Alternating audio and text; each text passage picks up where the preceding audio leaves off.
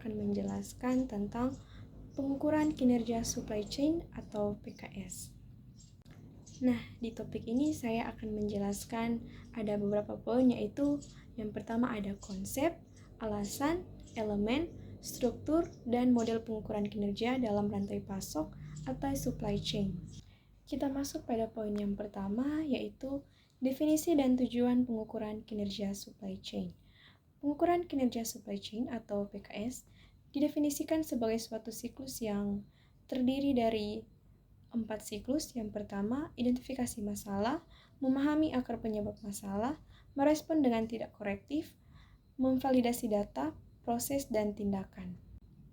Nah, alasan dilakukannya PKS yaitu yang pertama ada monitoring dan pengendalian proses, mengkomunikasikan tujuan organisasi ke setiap fungsi pada supply chain, mengetahui posisi organisasi relatif terhadap pesaing atau tujuan yang hendak dicapai, menentukan arah perbaikan untuk menciptakan keunggulan dalam bersaing. Nah, yang kedua ada elemen dan struktur sistem pengukuran kinerja. Elemen utama sistem PKS, ada 3 elemen utama dalam sistem pengukuran kinerja supply chain. Yang pertama ada business process reengineering, menangkap proses kompleks yang terjadi saat ini dan mendefinisikan proses yang diinginkan. Yang kedua ada benchmarking, kegiatan untuk mendapatkan data kinerja operasional dari perusahaan sejenis.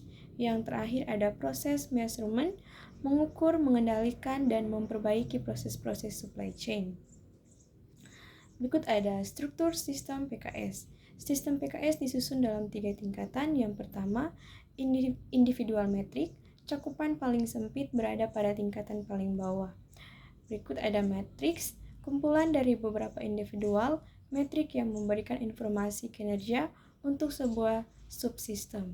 Yang terakhir ada overall performance measurement system, level tertinggi yang mengukur kinerja secara keseluruhan dan menyelaraskan matriks dengan tujuan strategi organisasi.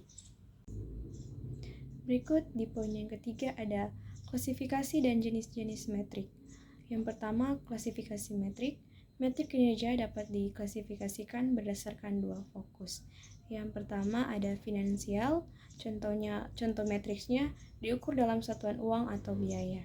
Yang kedua operasional atau non-finansial, contoh matriksnya lebih disukai untuk proses supply chain, diukur dalam satuan waktu atau lead time, unit atau tingkat persediaan atau presentasi kualitas. Berikut ada outcome atau contoh matriksnya mengukur kinerja masa lalu. Yang terakhir ada prediktif atau contoh matriksnya memprediksi kinerja yang akan datang. Berikut ada 7 metrik kinerja supply chain. Yang pertama ada ongkos atau cost, biaya yang dibutuhkan untuk menjalankan aktivitas. Yang kedua waktu atau time, waktu yang diperlukan untuk menjalankan aktivitas. Yang ketiga ada kapasitas atau capacity, ukuran banyaknya volume yang dapat dikerjakan sistem. Yang keempat ada kapabilitas atau capability, kemampuan supply chain terbagi menjadi reliabilitas. Yang kelima ada produktivitas atau productivity, sejauh mana sumber daya mau digunakan secara efektif untuk mengubah input menjadi output. Yang keenam ada intensitas atau intensity, tingkat pemakaian sumber daya dalam supply chain. Yang terakhir ada outcome, hasil dari proses atau aktivitas yang dilakukan. Berikut di poin keempat ada model score atau supply chain operation reference. Model score adalah model yang mengintegrasikan ketiga elemen utama PKS atau business process reengineering, benchmarking, dan proses measurement. Nah, ada 5 proses dalam score. Model ini mendefinisikan sebagai supply chain berdasarkan 5 proses utama. Yang pertama ada plan atau rencana, menyeimbangkan permintaan dan pasokan dalam memenuhi kebutuhan pengadaan, produksi, dan pengiriman. Yang kedua ada source atau pengadaan, proses pengadaan barang atau jasa untuk memenuhi permintaan. Yang ketiga ada make atau produksi, proses transformasi bahan baku menjadi produk yang diinginkan pelanggan. Yang keempat ada deliver atau pengiriman, proses memenuhi permintaan pelanggan. Yang terakhir ada return atau pengembalian. Proses menerima pengembalian produk karena alasan tertentu seperti cacat. Berikut ada 5 dimensi matrix score. Metrik pada model skor dikelompokkan berdasarkan 5 dimensi kinerja umum. Yang pertama ada reliability atau keandalan, kemampuan melaksanakan tugas yang sesuai harapan. Yang kedua ada responsiveness atau kecepatan melaksanakan pekerjaan.